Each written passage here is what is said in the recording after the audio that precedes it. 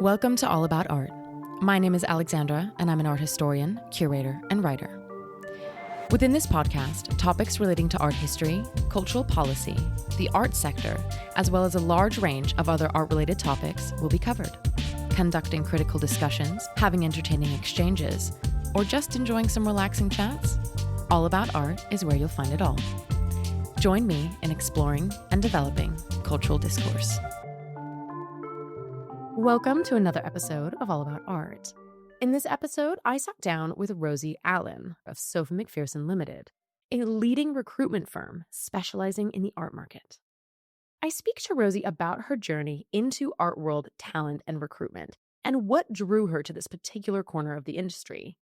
We talk about the groundbreaking art market talent reports that Sophie Macpherson has released over the past few years, research that has sparked essential conversations about working conditions, career pathways, and structural changes across the sector. I ask her about the UK Employment Rights Bill and what it actually means for people working in galleries, auction houses, and museums today. We discuss what a strategic job search looks like in the current landscape, how the process differs between the US and UK art markets, and what mid-level professionals can do to convince employers that they are ready for senior roles. We also talk about career progression in an industry where traditional advice doesn't always apply. We chat about Rosie's decision to step down and so much more. Thank you, Rosie, for coming on the podcast. Before we dive into the episode, I want to take a minute of your time to mention that All About Art is on Patreon. We are mostly volunteer-led, but in order to cover running costs and other expenses, we make it possible for our lovely listeners to support us, ranging from £1 a month to the price of an oat latte a month, or on the higher end, the price of a Sunday brunch per month, depending on the tier you want to choose. If every person who listens to the podcast signed up for the £1 tier on our Patreon, we would be able to sustain the podcast while also having scope to produce episodes more frequently and expand our activities in demystifying the professional arts sector. So, if you want to receive early access to episodes and behind-the-scenes content, maybe you want to get some merch, or if you just love what we do and want to support us, I would be thrilled if you considered signing up. The link to the Patreon is in the show notes. And now, on to the interview. Also, thank you to our sponsors at Synergy Associates, the art world tech gurus, for supporting this episode's production at their clubhouse on Pall Mall. You can find more about Synergy and their facilities in the show notes. Welcome to the podcast, Rosie. Thanks so much for having me, Alexandra. Can you start us off by telling me a bit about your background and what initially drew you to the talent and recruitment sector in the art world today? I didn't set out to work in recruitment. I joined Sophie Macpherson Ltd just over 12 years ago, starting as holiday cover at a moment when I was trying to find my footing after university and several internships. What hooked me very quickly wasn't really recruitment in the traditional sense. It was about people, institutions, culture, and how creative organizations actually function behind the scenes. I learned so much so quickly about all the variant parts that come together to make a very unique industry. We actually have a slide that was consistently used in PowerPoint presentations many years ago that we gave to art history students. I can't take credit for the slide, somebody else included it before I started, but it's called something like The Journey of a Painting, and it charts the ecosystem of our industry. So the artwork is created in the artist's studio. Then the gallery that represents the artist sells the work to a collector who then loans it to a museum who exhibits it. And it's written about by critics and the press. And then the next generation of artists are inspired to go on and create new work. We use that framework to show how many roles sit around a single work of art. So how many people are involved with quietly supporting its life and its movement. And it's that interconnected ecosystem that I found really rewarding to support. I've seen candidates elevate their careers from the ground up. Often we've placed candidates 2 or 3 times in their careers, so that can be really rewarding to see as well. Over time, I grew with the business, a role I was appointed to at the end of 2019. So you can imagine handling the lockdowns and furlough in my first months was a bit of a baptism by fire. Whoa. Yeah. What was your position when you first started out again? I was holiday cover. I was a temp. Okay, yeah. wow. So like fully. Absolutely, yeah. I was doing an internship at Sotheby's in the Old Master Paintings department. And I knew somebody who worked at Sophie Macpherson, and I ran into her at an opening. She asked what I was up to, and I explained that I was doing this internship and that I'd applied for a job as a specialist in the department and didn't get it. So disheartened by that, I chatted to her and she said, come in and see us and we can talk about your career. So I went in, and literally the next week she called back and said, actually, we've got someone going on holiday. So do you want to come in and cover for her? And I never left. So it really did, as so many people do, I just fell into it. I didn't plan a career in talent acquisition or in search, but it's been incredibly rewarding. And my role evolved from placing individuals into roles to helping organizations think more strategically about talent, their structure, their leadership, and their sustainability. The art world is fascinating because it's values-driven, it's passion-led, and it's incredibly complex, but historically quite under-resourced when it comes to people strategy. And that gap is really what's kept me motivated, wanting more for the people that are supporting this art ecosystem. It's also the main reason we created the Art Market Talent Report. Yeah. I mean, and that segues perfectly into my next question, because, thinking about talent in the arts, early last year, as you just mentioned, Sophie Macpherson released its Art Market Talent Report with Art Tactic, and that sparked a lot of conversation across the industry.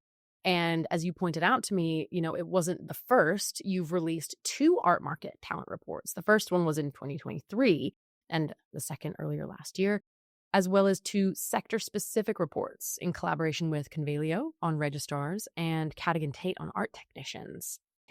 What were the most revealing insights for you, now that you've had time to reflect? And were there any findings that really reshaped how you think about the current art world job landscape?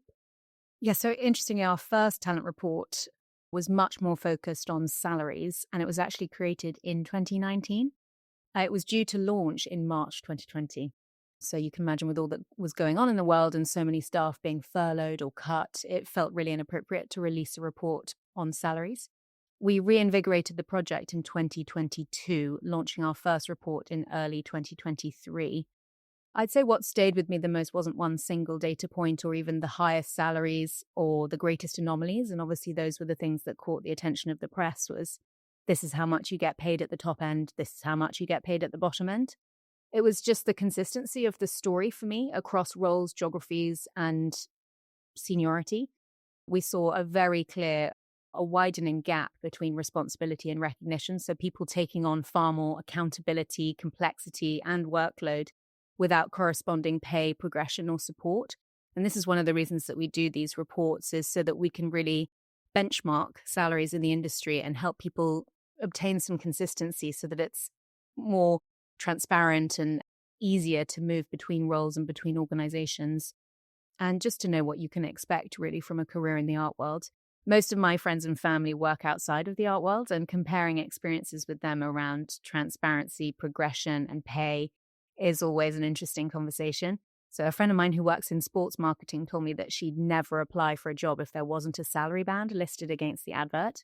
And until recent legislation in the US, we almost never saw salaries listed alongside job adverts. And it's now absolutely part of our practice to assume that salaries will be published rather than asking if we can include them. But it's been hard to persuade some of our clients where it's not a legal requirement. I think people assume that discretion means that you can maybe get a better deal or get somebody for the best possible salary and not have to overpay them. But actually not having these benchmarks, I think, leads to insecurities and lack of confidence from people that are applying to the job. And we believe that you attract better talent if you're open and honest about what it is that you're going to pay them. Absolutely. I think that, what you just said, going off of what you just said, that you will attract better talent. Mm-hmm. Like, if you think that that person is perfect for the role, pay them what they're worth. Mm-hmm. Don't hire someone that you don't value. I mean, that just is starting everything off on the wrong foot. Mm-hmm. And coming from my perspective, so I have this I don't know if there's any research to back this at all, or if this is me just shooting in the dark and how I feel. But I feel like there's this sort of emotional side to things when it comes to thinking about your worth and thinking about what you've grown up experiencing as a normal income. And if you come from a lower income background, you're used to your parents seeing your parents earn less, maybe. You're used to speaking to people who don't purchase things for thousands and thousands of pounds, let alone millions of pounds if you're in the upper end of the art market. that sort of thing. Whereas if you come from, let's say, an upper middle class or an upper class background, you will be surrounded by people who find it normal to hear that someone is earning 150,000 a year or 200,000 a year or above that, even depending on what sort of situation you're in. And I know that this is, as I said, this is kind of an emotional statement. It's a statement that is coming from my own like personal opinion that I've built. I haven't researched this. This is not like a statement that I'm making like most people, da da da da da. It's proven that. No, I'm just saying that from what I've noticed in speaking to people who grow up in environments where money is not necessarily an issue, don't grow up with, I guess, what we nowadays have labeled as like maybe scarcity mindset or something like that. But that has made it difficult for me as someone who's grown up in a more lower income background and not having really seen tons of wealth in my life. I would say that when I got my job or my recent jobs at galleries, I was like, oh, this is an amazing salary. And then I found out that someone who has less experience than me and less know-how is on the same salary. And I was just like, are you kidding me? Like, that person deserves what they have. That's great that they negotiated that. But why am I not negotiating this? Why are you not being transparent with me? Why am I not worth more? Like, why aren't you just laying it out? Like, I should be on a higher salary just simply because my position's higher and my experience is better. Yeah. Like, no, and that sort of behavior goes on unnoticed and unchecked if you don't have transparency around pay. And that's what we're really setting out to do with our reporting, is just to create benchmarks so that it becomes unacceptable for people to pull the wool over candidates' eyes. And I don't know, I don't want to paint employers as sort of the baddies in this, because I do think that the art world is very much underfunded, and there are lots of complexities at play that come into the conversation that we're not really factoring here. But of course, I think being open and honest is the best way. And so that's what we're trying to achieve. I think the art world's often seen as a fluffy career choice. And from my perspective, this couldn't be further from the truth. I'm sure you agree with that. Those working in it have had to navigate opaque career paths, as we're discussing, and pay, lack of funding, lack of training and resources, and often quite challenging individuals as well. I don't know about you, but on telling people the industry that I work in fact, this happened to me just yesterday, people often ask if I'm a practicing artist, as if it's the only reason that this industry would make sense as a career choice if I wasn't. All that aside, I have great pride in our talent reports. We published our second industry-wide report earlier this year, as you mentioned, and we've also published those 2 sector-specific reports with partners. So the first with Convelio that was focused on registrars, and the second published just a couple of weeks ago with Cadogan and Tate that focused on art technicians. But yes, as I say, we see the reports as practical benchmarks for the sector and a way of driving much needed transparency. If people don't know what progression, pay, or opportunity really looks like, why would they enter the industry? yeah. And how can we genuinely talk about equity if the system itself limits those who can access it? I'm sure you're familiar with Meg Malloy of the Working Arts Club. I saw her on Sunday. Yeah, I mean, I think she's doing great work in this space, and she just does it as a sort of side hustle. I mean, she's got a full-time job at Josh Lilly, but she brings together people to, increase knowledge and to talk about these issues of lower income, working class people in the arts and the barriers that they have found, and just speaking about them helps to break down those barriers. I really admire what she's doing. We did a partnership with them last year that was really enjoyable, where we brought together people who identify as working class from senior positions in the art world, sat on tables and shared discussions and fielded questions from those that were perhaps earlier in their career and just didn't know, they had questions to ask, and then the benefit of experience from the more senior people. And it was a really great initiative, actually. It was really fun to do. I think, what Meg does is so valuable, and it's so great that something like that exists as well, because it's then so surprising who you see at these events and you're like, oh, okay, I feel way less alone.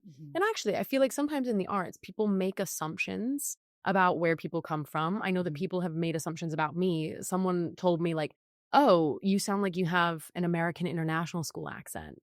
And I'm like, no, I'm American. And then I moved to Austria when I was 14 and had to learn German and like fought for my life learning that language in a high school that didn't provide me with like English curriculum. Like, I went to a normal high school in Austria. Like, my accent's because of that, not because I went to a high school where I had to pay mounds and mounds of tuition. And like, if someone did go to an American international school, that's fine.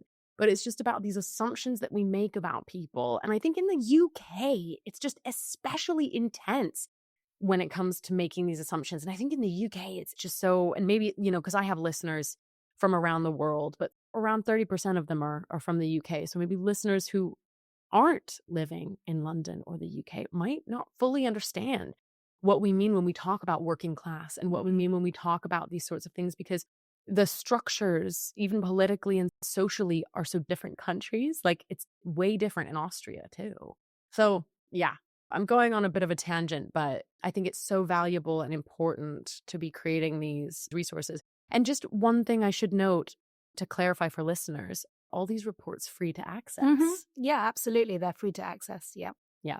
So you just need to go onto the Sophie Macpherson website. Yeah, so There's a the little form. the market reports are available on our website, and we also have plenty of other resources there on our insights page. Yeah. Just guidance to help direct people to our industry. With the lack of art history education is not available that much in the UK now. So we need to be attracting people to our industry. Yeah. And so anything that we can do to encourage people in and show people what an experience might look like. It's a small industry as well. So, there aren't a lot of resources available. I remember when I graduated from my undergraduate degree, I had absolutely no idea what a career in the art world looked like, despite having studied art history at university. So we can do to support that education, that understanding, and attract people to our industry. So yes, those reports are available on our website, and then those that we've done in partnership with others are available on theirs. So Convelio's and Cadogantate's websites. Love it. I will also say, you guys, the team at Sophie Macpherson really supported the book, Working in Art, because in the first actual chapter, not the intro, but the first chapter about kind of, setting a really healthy professional base, I wrote that, a lot of that's supported by your team. And I included all those statements that you provided. And it's so incredibly helpful, the resources that are on your website and what you put out there. It's so important that more people know that these exist, because it's a gold mine of information on how to approach a career in the art world. And it's something that so many people just feel so confused about, and understandably so. But yeah, because we're on the topic of the talent report, that sort of touches on broader structural changes and, thinking a lot about salary, thinking about transparency.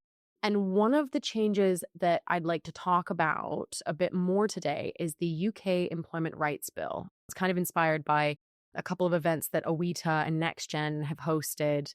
And for listeners who may not be aware of what's happening, could you break down what actually came to light with the bill and what its real implications are for people working in the art sector?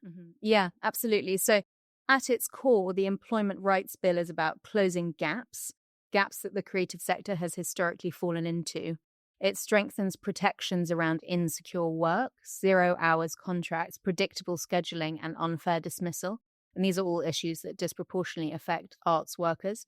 So for individuals, it means greater stability, clearer terms, and more confident pushing back against bad practice. And for organizations, especially smaller ones, it will require adjustments, better contracts, clearer processes, and more full workforce planning. I think the bigger implication is going to be this cultural shift. It pushes the sector to mature, to acknowledge that passion can't be a substitute for good employment practices. But it may well present challenges for smaller businesses. So, artist studios, for example, which often rely on freelance workers and support and flexible schedules. So we've had a lot of questions already about how to prepare for the changes from the business's perspectives. And the most common concern is around flexibility. So, if you're an art fair, you might worry that tighter regulation could make it harder to work with freelancers or to scale up and down around exhibitions and fairs. There's also anxiety about cost and complexity, not fully understanding whether somebody counts as a worker, a freelancer, or an employee, and what that means in practice. So my advice is to get ahead of any changes and do your research to ensure that you remain compliant. Work with an employment lawyer if you feel you need additional advice or support. So we always work with Sheridan's. We've worked with them for over a decade, and we always recommend them to our clients. They have an employment law practice, and they're specialists in the creative sector. So they really understand the nuances and all the different parts and roles at play. The bill doesn't threaten the arts or remove it, or remove any opportunities. It challenges the idea that job insecurity is the price of creativity.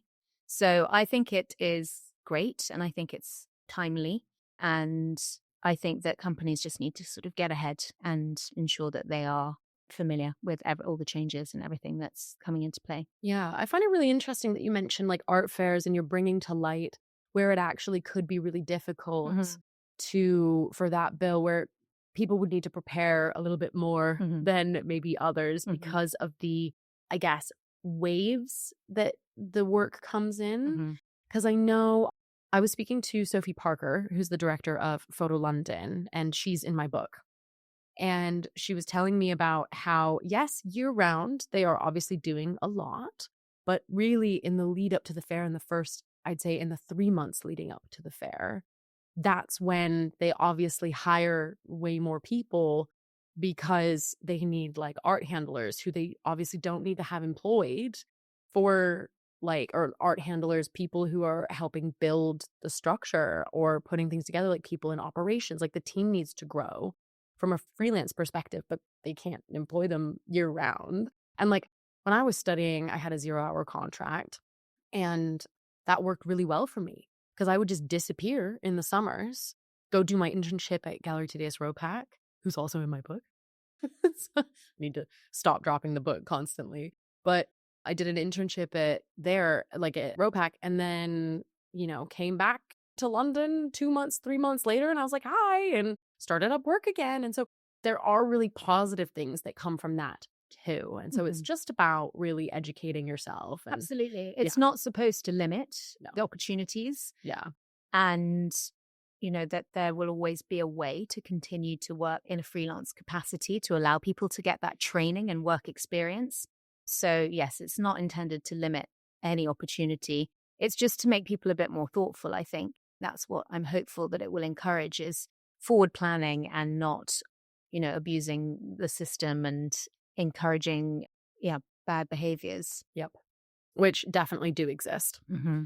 And from your experience, when someone's starting a job search today, because I feel like even back when I was starting my job search, which was in 2017, 2018, because of COVID, I feel like things changed a lot more than they normally would in the span of like 5 or 6 years. So, what does a healthy strategic approach look like, do you think? And maybe what are some like primary concerns or misconceptions that you see with candidates who are struggling? Mm-hmm. I think too many people rush straight to applications without properly considering what they're actually good at, what environments they thrive in, and what they want next. You don't have to map out the next 10 to 15 years, but it's helpful to think about where you're trying to get to in the midterm, not just your next role, and factor that into your goals.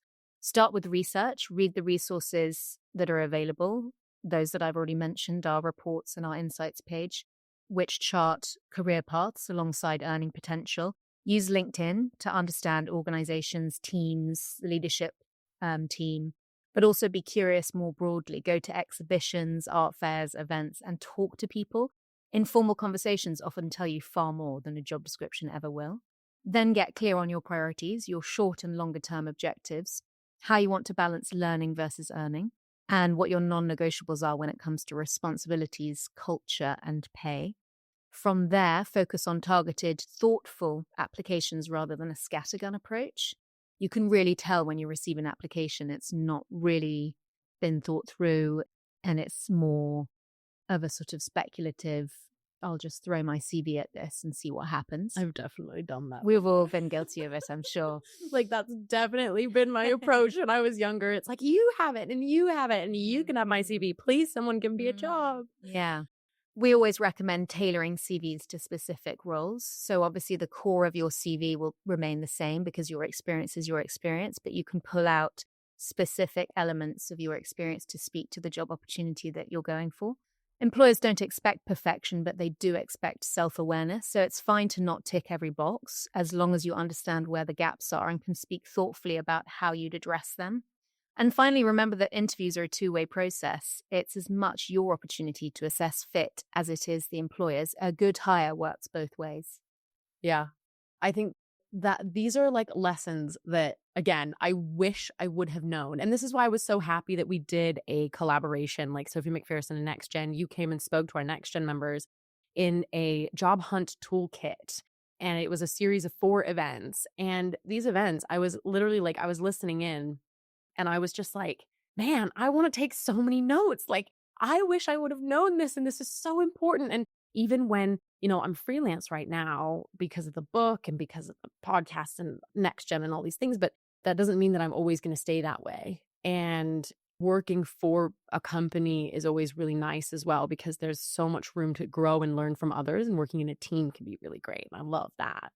So if and when it comes time for me to be putting out my CV again, I feel like I'm going to be approaching it with a way stronger, like, tactical mindset of like how I'm going to be presenting my CV, how I'm going to be writing my cover letter. And yeah, just a lot. And also, though, as you said, it's a two-way street. And I have definitely made the mistake in the past of not asking enough questions to figure out if the role is right for me. Yeah. And, thinking about like what I'm going to be doing and what that role is going to look like. And, going back to what you said as well about how there aren't that many really good professional structures Mhm. in arts organizations. There Yeah. are and there aren't, but from what I hear, most people experience the latter, that there aren't. I think things have moved a lot in the time that I've been with SML. So 12 years ago when I started, there was a lot more inconsistency in structures. Mhm. And, whenever we were taking on a new brief and being onboarded by a new client that was going to have us run several hires or work with them on a growth strategy over the next year, let's say, we would always go in and do a bit of a deep dive of what does your business offer, what are your values, and what does the team structure look like? And having been through that process with so many clients 12 years ago and then hearing from those clients now, there's been massive shifts in terms of structure, professionalism, clarity around role definitions. I mean, contracts were not given. You might start a new job and not have a contract 12 years ago. And Oh my now God. that's completely unheard of. Unheard of. I'd be Yeah. like, run the other way. Processes are documented now. Yeah. Company handbooks are standard. People are, know what progression looks like much more so than previously. So I think the art world has come a long way and professionalized a great deal, actually. Yeah. I think it's hearing that. I mean, yeah, that does sound like it's definitely come a long way. I think from my experience, some places that I've actually worked at, I'm like, wow, okay, my role is so clear and that is beautiful. I love where I know where I stand. On the other hand, that meant that going outside of my role and growing in different ways might have been a bit more difficult. Whereas other places that I've been where it was a bit more lax, I wasn't very happy with how my job description wasn't really existent and it didn't really adhere, and it changed by the time I started from our conversation. Like, there was a bit of an issue there, and I'm going to be really honest about that. But at the same time, if I would have stayed longer, I probably could have carved out my own way a little bit more because that's what the company culture was like. Right. So I guess it's also knowing where you fit in best and where your personality fits in. Yeah. I think my personality fits in to the former example that I mentioned. Mm. But at the same time, as I said, if I wanted to grow, that would have been kind of hard. Yeah. There are pros and cons really with that kind of flexibility, I suppose, because in some cases you can really carve out your own career path because there's an openness to people having a say in what their future looks like. Yeah. And because your work spans geographies, and while a good chunk of my listeners I mentioned earlier, they're based in the UK, but also so many of them are based in the US, particularly New York. So hello to any New Yorkers tuning in. And mainland Europe, Germany, Austria, and France are the big ones. So I wanted to ask, how does the job search process potentially differ between the US and the UK markets, for example? Whether it's like expectations, whether it's like communication styles, hiring timelines, or negotiation norms. Like, let's say someone's from one region and wants to find work in another, like someone from Europe wanting to come to London, like I did, or someone from London wanting to find a job in New York. There are lots of cultural differences to be aware of.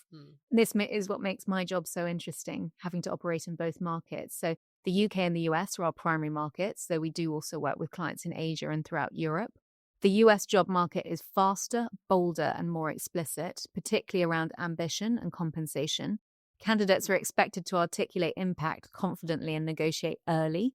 In the UK, the process is often more cautious, more relationship-led, and negotiation happens later. Notice periods are typically shorter in the US, meaning there's more fluidity and pace in transitions. Yeah, it's like 2 weeks versus 3 months or something crazy. Yeah. Well, a lot of people in New York are on at-will contracts, so there's no notice period at all, but typically 2 weeks is given just to kind of hand over and everything. So it's a very different landscape. For people that are moving markets, the biggest adjustment is often cultural translation. So a UK CV can undersell somebody dramatically in the US, and then conversely, a US style pitch can feel too assertive in the UK context if it's not calibrated. That said, cross-border moves tend to be the exception rather than the norm as mobility has become more complex in recent years. Yeah. Brexit, Trump. Well, yes, but you have an American passport, I presume, so yes, wouldn't be an issue. I have no problem with that. Yeah, I have the American and the Austrian, and I have settled status. Fantastic. So I've got the trifecta there. You've got fluidity. I do. Personally, yeah, but I understand like when people come and approach me about visas and things like that. Yeah. I'm like, I'm sorry, I can't help you, but let me connect you with someone who can, because I understand how incredibly taxing that can be. Yeah, no, absolutely. And there are plenty of immigration specialists that can support, but it is worth noting that US visa policy has recently become a significant barrier for international art world hiring. So since September 2025, employers seeking to bring on foreign nationals under a work visa must pay a $100,000 filing fee. That actually went through? Yeah. Oh my God. Yeah, I know. That's very much a Trump, or it's at least being pitched as a Trump initiative. So that's a dramatic increase from, it was previously around $780.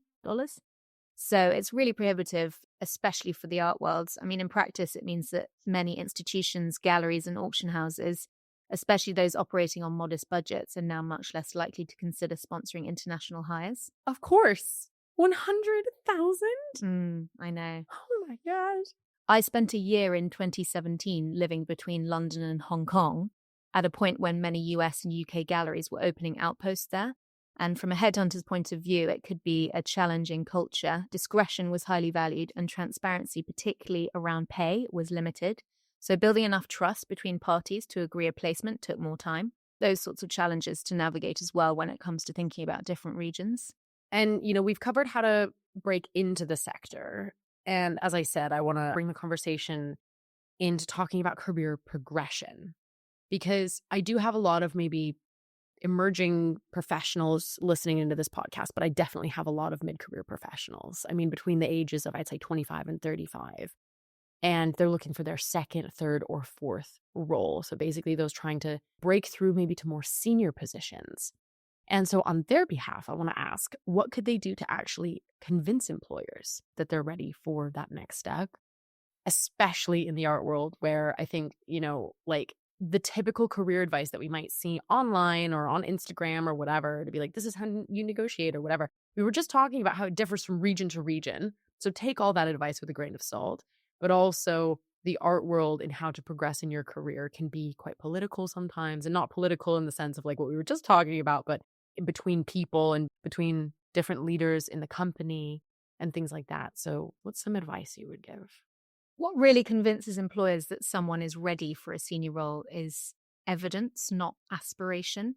So by the time you're looking to make that next step, employers are no longer hiring on potential alone. They're looking for proof that you're already operating at or very close to the next level. Progression happens when someone can point to concrete scope. So the size and complexity of what they're managing, the value they're responsible for, the clients or artists that they're directly accountable for. It's not about job titles, it's about scale, judgment, and consistency. Another thing that matters enormously is relevance. So employers look closely at whether someone's experience truly aligns with what the role requires. For example, secondary market exposure versus primary, managing multiple artists independently rather than supporting one senior colleague, or showing leadership in a smaller environment rather than being highly specialized in a very large one. So it really depends on the context, but there are lots of different markers. We also see that senior hires are rarely about a single skill. So culture fit is important, communication style and stability, and these all play a part. Employers want to know, can this person operate with autonomy, manage relationships at different levels, and represent the organization externally without hand-holding? Finally, successful candidates tend to be very self-aware. They can articulate not only what they've done well, but where their experience has limits and how they're actively addressing those gaps. That level of maturity and realism is often what tips someone from promising into appointable, and that self-awareness can add to confidence and trust in the candidate. So in short, breaking through isn't about waiting for permission. It's about building and being able to clearly articulate a body of evidence that shows you're already thinking and behaving like a senior leader. Yeah.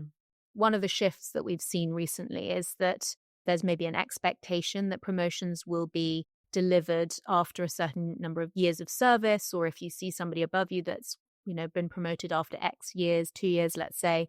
However, it's really important to remember that you need to show that you're ready for that promotion, taking on extra duties and responsibilities, and being really proactive, I'd say, is the best way to impress upon your employer that you're ready for that next step. Yeah. Yeah. And I think that's a great piece of advice for anything that you're doing. And it's definitely proven really useful for me. I've had plenty of situations where I think I was just always so eager to learn. And that has really propelled me forward as well. And that's always been really, really good. And I've not only been happy in the experiences I've been able to gain, but my employers have been impressed with me, I think. And I've never had a situation where anyone had ever wanted to not have me around, because I think my work ethic really shines through. And so it really resonates with me, what you're saying. A penultimate question before I bring this episode to a close. We started off talking about your career path and experiences, and I want to end by speaking about a big step that you took at the end of last year. You've stepped down and you're looking towards next steps. So I want to ask you, what was it like to make that decision after being with the company for such a long time? You said, 12 years, over a decade. And what's on the horizon for you now? Making the decision to leave after 12 years was enormous. SML has shaped my career, my identity, and my confidence. I'd grown from a temp into leading the business through change, growth, including founder exit, and international expansion. Being that integrated in an organization meant that it took me a really long time to feel ready to leave. But there comes a point where staying can limit both you and the organization. This felt like a completion, not a departure driven by burnout or dissatisfaction. When the company is no longer serving you and you feel you've done everything you can for it, it's time to move on. And ultimately, that's where I was. Rachel Johnston, who I've worked closely with for over 10 years, is taking over leadership of SML, and I have no doubt she'll be an excellent steward for the next phase of the business. I'm taking time to be deliberate about what's next. If you have the ability to take time out between roles, especially when you've been in a demanding leadership role, then a break in between to reflect and realign seems sensible. But broadly, I'm interested in roles focused on growth, restructuring, strategy, and organizational clarity, particularly in creative or mission-driven contexts. I think that taking a break is so important. I learned from a previous podcast guest, Sneha Shah. She talked about how it's important to take a break in between things to let your mind settle and your body settle, and to just take a moment. In German, we say in Ruhe, kind of in that quiet and in calm, to make more level-headed decisions. And I think you are in a particularly strong position with thinking about your next steps because of the amazing network that you've been able to cultivate throughout the last 12 years. I mean, all of the people that SML has worked with, and so many ins and outs of the industry. Like, you have so much information that I think people could only wish to have in their wildest daydreams of what a sector consists of inside and from a practical point of view. So yeah, I'm really excited to see where you go next, what you do. Rosie, to end the episode, I always ask my guests quite a fun and slightly silly question. If you could pick one artist from art history to have dinner with, who would it be and why? Nan Goldin. Her work is fearless in its honesty, and her resilience isn't just personal, it's moral. She's continued to speak truth, even when it meant challenging the very institutions that supported her career. I'd love to talk to her about responsibility, courage, and what it means to stay true to your values over time. Rosie, thank you so much for coming on All About Art, for sharing your expertise, and wishing you best of luck in your next chapter. Thanks so much, Alexandra, and good luck with your book. And that is it for today on All About Art. If you enjoyed this episode, please leave me a rating or a review, as it helps more people discover the show. Also, feel free to share with your friends, or if you share on social media, tag me and get in touch. Thank you so much for listening.